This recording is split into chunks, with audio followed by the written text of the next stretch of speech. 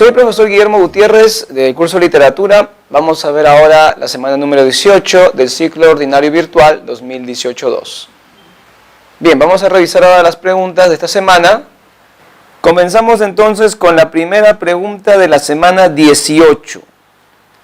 Esta pregunta está enfocada en la obra de Mario Vargas Llosa. Recordemos que Mario Vargas Llosa no solamente es un gran novelista, también escribe cuento, especialmente en su juventud, autor de teatro, ensayista, ¿está bien? Aunque claro, donde más ha destacado ha sido pues en la novela, eso no vamos a dudarlo.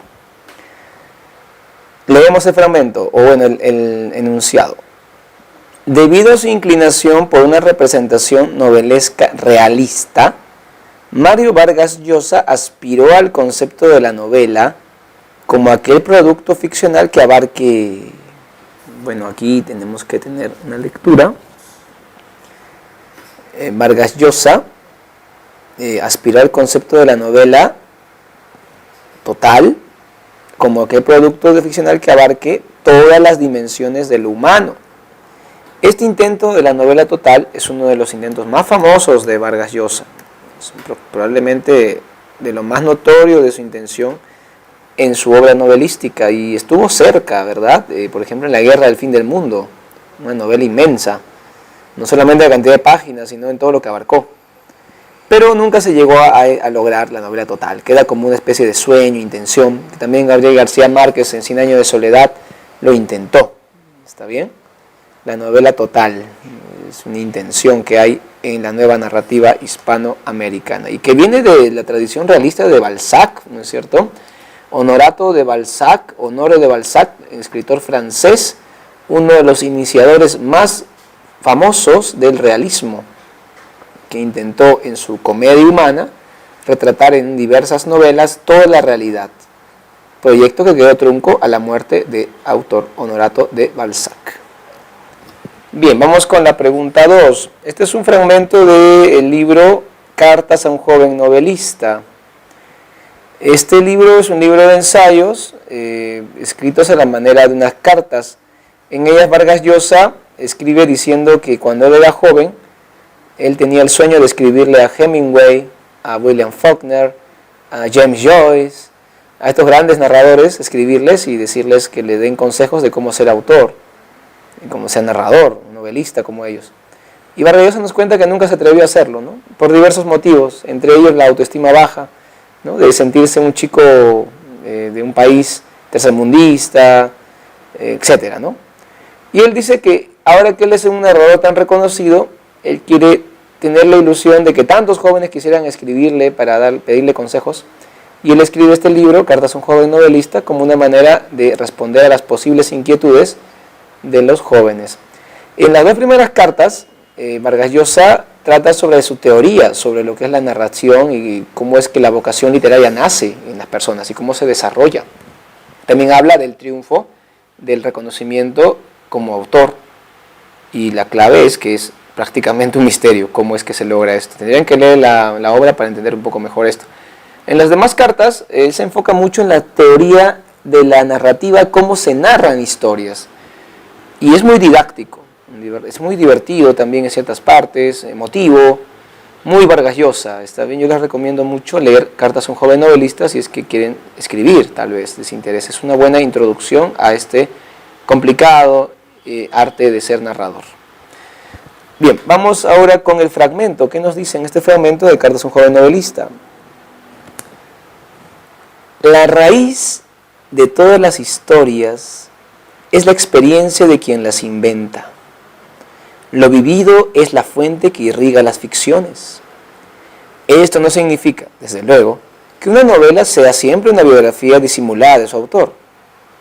Más bien que en toda la ficción, aún en la de imaginación más libérrima, es posible rastrear un punto de partida, una semilla íntima, visceralmente ligado a una suma de vivencias de quien la fraguó.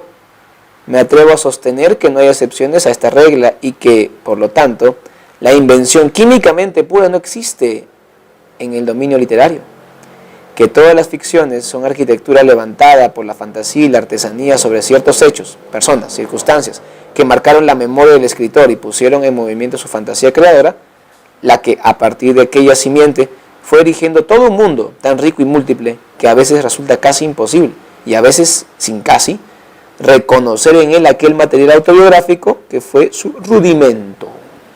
Bueno, en lo personal, yo me siento bastante identificado con esto. Las ocasiones en que he escrito cuento, prácticamente es una explicación de lo que yo hago, ¿no? Cuando escribo. Es una experiencia personal, disimulada, a partir de la intención de ficcionalizar. Pero si alguien me conociera, o es la persona que participa conmigo en ese cuento, o está como protagonista, se daría cuenta inmediatamente a qué me refiero, ¿no? Pero el resto de gente no tiene por qué saberlo. Lo curioso es que Vargas Llosa juega mucho con esto, ¿no? Y algunas de sus novelas son muy autobiográficas, y ya exageradamente referidas a él. Y eso no quiere decir que sea en la realidad. Por ejemplo, en La tía Julia y el escribidor, una de sus novelas más célebres, no por buena, sino porque prácticamente era confesional, contaba cómo se enamoró y casó con su primera esposa, Julia Urquidi, una boliviana que le llevaba 12 años de diferencia, era mayor ella, y esta novela fue un boom, todo el mundo quería leerla. Y luego apareció Julia Urquidi, que era su ex esposa, indicando que era falso mucho de lo que había narrado en esa historia, que no fue así, y escribió su libro para corregir, ¿no?, lo que Vargas Llosa había escrito en su novela, y el libro se tituló, el libro de Julia Urquidi, la boliviana, se tituló Lo que Varguitas no dijo. O sea, obviamente esa fue la comidilla de la gente que leía Vargas Llosa en ese entonces. Obviamente ella confundió ficción con realidad, autobiografía con novela. La ficción es literatura y no es la realidad. Bueno, después de estas disquisiciones, veamos qué podemos afirmar respecto al fragmento. La auténtica creación literaria no depende de la imaginación del escritor. Eso es falso, ¿no? La novela debe representar todas las facetas de la vida del hombre. Eso no dice en ese fragmento. Esa es la teoría de la novela total, pero eso no aparece en ese fragmento. El realismo literario es el producto de las referencias autobiográficas. No necesariamente, y no dice eso. La realidad es la raíz de la creación, pero esta es finalmente una invención, es decir, la creación es una invención. Eso es verdad. La invención del autor no es totalmente libre para crear mundos posibles. Es libre. ¿Está bien? La clave es entonces dedo. Bien, vamos con la pregunta número 3, que ya entramos en materia, estamos entrando a conversación en la catedral, esta novela inmortal de Vargas Llosa, y nos piden indicar verdad o falsedad sobre las afirmaciones respecto al argumento, ¿no es cierto? Y marcar la secuencia correcta. A ver, primero, Santiago Zavala abandonó sus estudios y la militancia política comunista por no sentirse convencido. Sí, bastante humillado también en la parte final de su historia. Eso es verdad. Fermín Zavala, el padre de Santiago, apoyó el golpe de Estado ejecutado por Manuel Odría. Claro, por supuesto, porque después se convierte en su brazo derecho, o un hombre vinculado a Cayo Bermúdez, que era el brazo derecho. Ambrosio, ex chofer de su padre, le revela a Zabalita, es decir, a Santiago Zavala, que su padre le encargó matar a la musa, amante de Cayo Bermúdez. Bueno, no lo dice directamente. En el contexto de la narración, de la conversación larguísima que tienen Zabalita con Ambrosio, se da a entender esto, pero no le revela, no lo confiesa a Ambrosio, así que esto es falso. Directamente no ocurre eso. Zabalita fundó en la Universidad de San Marcos una célula política de tinte liberal y conservador. No. Zabalita tampoco fue un fundador, ¿no? Sino que se adhirió a un partido político estudiantil de tinte comunista, liberal, ¿está bien? Así que no conservador. La respuesta entonces es la 3, árbol. Bien, vamos con la pregunta 4, es un fragmento de conversación en la catedral. Se lo había dicho la misma Zoila en la canasta del viernes. Insistió la vieja. Santiago les daba muchos dolores de cabeza últimamente a ella y a don Fermín. Se pasaba el día peleando con la Tete y con el Chispas. Se había vuelto desobediente y respondón. El flaco se había sacado el primer puesto en los exámenes finales, protestó Popeye. ¿Qué más querían sus viejos? No quiere entrar a la Católica, sino a San Marcos, dijo la señora Zoila. Eso tiene hecho una noche a don Fermín. El flaco no se lleva bien con su viejo porque no tiene las mismas ideas, dijo Popeye. ¿Y qué ideas tiene ese mocoso recién salido de cascarón?, se rió el senador. Al flaco le da cólera que su viejo ayudara a Odría a hacerle la revolución a Bustamante, dijo Popeye. Él está contra los militares. Marque el enunciado que contiene la afirmación correcta respecto al fragmento de la novela Conversación en la Catedral. La abdicación de Zabalita de sus ideales políticos por presión de sus padres. Zabalita está rebelde, no abdicado. Las querellas de Zabalita en su actuación política en la Universidad de San Marcos. Aquí en este fragmento se refiere que él todavía no ha ingresado, pero que quiere ser sanmarquino. La etapa adolescente contestataria de Zabalita respecto a su entorno social. Eso es, porque él corresponde a un entorno social de clase alta. Su padre es amigo de Cayo Bermúdez, el brazo derecho de Odría, por lo tanto es parte de la corrupción del gobierno odriísta. Se describe la conducta engreída de Zabalita debido a su condición, engreída no, más bien en lugar de estudiar en la universidad que sus padres quieren, él quiere una universidad popular, que es San Marcos. Se denuncia la presión que ejerce el dictador contra sus enemigos políticos, eso no aparece en este fragmento. Así que la respuesta es la C. Bien, la pregunta número 5 es sobre Conversación en la Catedral. En esta novela se critica el hecho de que prevalezca por lo que se nota, una mirada amarga sobre la política del país. Vamos a ver, el hecho de que la ambición de los militares, sí podría ser, prevalezca sobre la influencia positiva del régimen odriísta.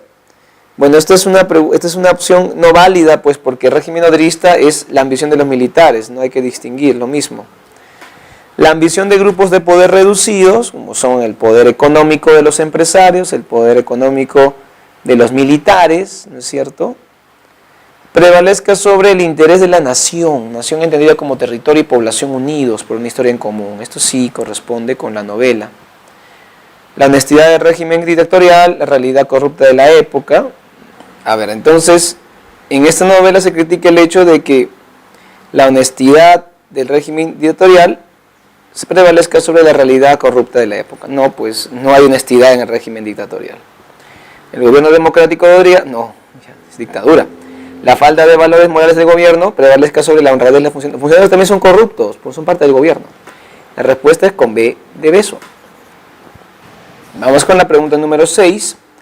A lo largo de la novela Conversación en la Catedral se refiere a la conflictiva relación entre Santiago Zabalita, y su padre Fermín Zavala. Este hecho adquiere un punto álgido cuando en la novela se menciona como posible la autoría intelectual de Fermín Zavala en la muerte de la musa. La musa por una prostituta que era amante de Fermín Zavala, de Cayo Bermúdez. Entonces se puede colegir ¿qué podemos colegir? La autoría de don Fermín en el homicidio genera que Santiago esté en contra Odría. No, eso no podemos colegirlo. La corrupción de poder alcanza todos los ámbitos de la vida, incluso familiar. Sí, entonces vemos cómo un hogar, que es el hogar de Fermín Zavala, se ve pues en decadencia por culpa del sistema odriísta. Genera que peleen el padre con el hijo.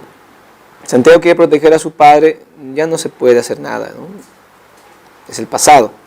El régimen militar ha obligado a don Fermín a cometer el terrible homicidio. No, don Fermín lo hace por una cuestión personal.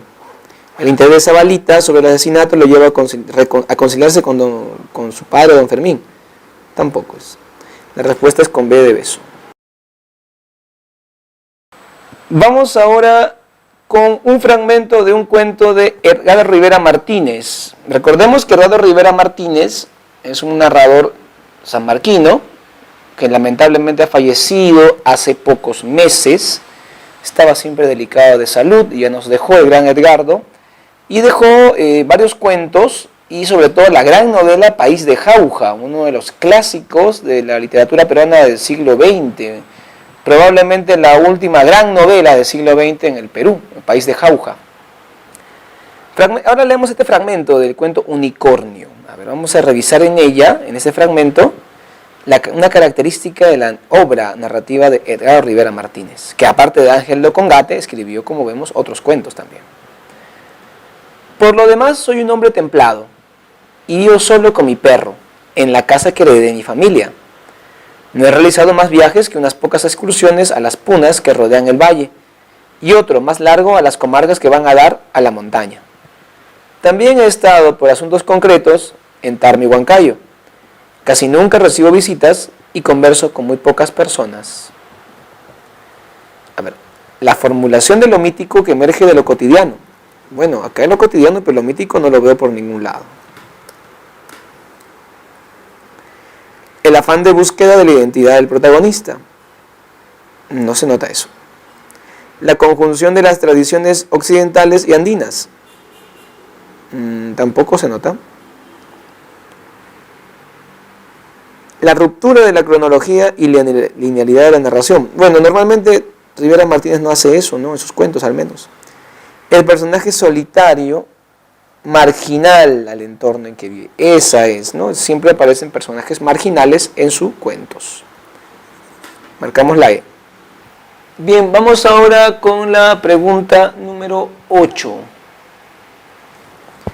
Esta pregunta tiene un fragmento del cuento de Prospecto de Admisión, Ángel de Ocongate. Vamos a leer el fragmento. ¿Cómo no habían de asombrarse los que por primera vez me veían? ¿Cómo no iban a pensar en un danzante extraviado en la meseta? Decían en la lengua de sus ayllus, ¿quién será? ¿De qué baile será esa ropa? ¿Dónde habrá danzado? Y los que topaban conmigo me preguntaban, ¿cómo te llamas? ¿Cuál es tu pueblo? Y como yo me callaba y notaban el raro fulgor de mis pupilas y mi abstraimiento, mi melancolía, acabaron por considerar que había perdido el juicio a la vez que la memoria, quizás por el frenesí mismo de la danza en que había participado. El fragmento anterior del cuento Ángel de Ocongate de Edgardo Rivera Martínez muestra ¿qué tenemos aquí? Reflexión sobre la doble condición de sujeto. No. Conversión de la existencia mítica a la humana. Eso no aparece en este fragmento. Extrañeza de la gente ante el protagonista. Exacto. Pérdida de la condición sagrada del narrador. El narrador no es sagrado, el personaje lo es. Añoranza por el lugar de origen del migrante. No tampoco. Si la respuesta es la C. ¿Está bien? Bien. Continuamos con otro fragmento en la pregunta 9 de Ángel de Ocongate. Y más inútil aún tratar de contestar a la interrogación fundamental. ¿Quién soy? Entonces, era como si en un punto indeterminable del pasado hubiese surgido yo, de la nada, vestido ya como estoy, y balbuceando, angustiándome, errante ya y ajeno a juventud, amor, familia, encerrado en mí mismo y sin acordarme de un principio ni avisorar una meta. De acuerdo al anterior fragmento del cuento Ángel de Ocongate de Edgardo Rivera Martínez, marquen la alternativa que contiene el enunciado correcto. El ángel caído vive interrogando a los pobladores para recuperar la memoria. Él trata de recuperar su memoria, pero no interrogando, sino escuchando melodías, viendo danzas y vestidos de danza. Nunca preguntando, ¿no? Eso no, así que no va. El sujeto busca explicarse a sí mismo la pérdida de su condición sagrada, tampoco. La soledad permite al danzak descubrir que es un ángel sin pasado ni futuro. No, la soledad no. Lo que le permite descubrir que es un ángel es un aspecto fortuito, encontrar a un anciano que le da una referencia y llegar a un lugar y ver unas pinturas, no la soledad. La incertidumbre que embarga al protagonista caracteriza el danzak andino. No aparece eso en el fragmento tampoco. El personaje expresa un sentimiento de angustia al desconocer su origen. Sí, eso es. Hay una angustia del personaje, eso sí. La respuesta es la E. Bien, vamos con la pregunta número 10. Marque la alternativa que completa correctamente el siguiente enunciado sobre Ángel de Ocongate, de Edgardo Rivera Martínez. En el relato, el protagonista experimenta una sensación de estar fuera de contexto, de no encajar, de estar fuera de lugar. Esto se manifiesta en la decadencia de su imagen y la degradación de su vestimenta. Sí, podría ser. Contemplación de las 4 figuras en relieve danzantes. No, eso es algo distinto. Esforzada y continua búsqueda de su condición divina perdida. Él no sabe que es divino. Eso se entera al final del cuento, cuando se sabe quién es. Postura de rechazo al diálogo al arribar a cada pueblo andino. Bueno, eso no manifiesta su contexto, su situación fuera de contexto, más bien la postura de rechazo es un síntoma de estar en fuera de contexto, ¿no? Incapacidad para autorreconocerse como un danza sagrado. Al final lo logra, se da cuenta, ¿no? Es la A en esta pregunta 10. Bien, hemos terminado la semana número 18, que es la última de este ciclo. Hemos terminado bastantes sesiones, bastantes momentos en que hemos estado practicando, les he dado consejos y ustedes también han aprendido, no solamente de mí, sino también en la experiencia de haber estado en este ciclo. Les deseo mucha suerte en el examen y nunca se rindan, siempre inténtenlo, a pesar de que parece que es adverso, se lo parece, ¿no? Porque al final vas a lograr tus objetivos cuando te esfuerzas. Nos vemos.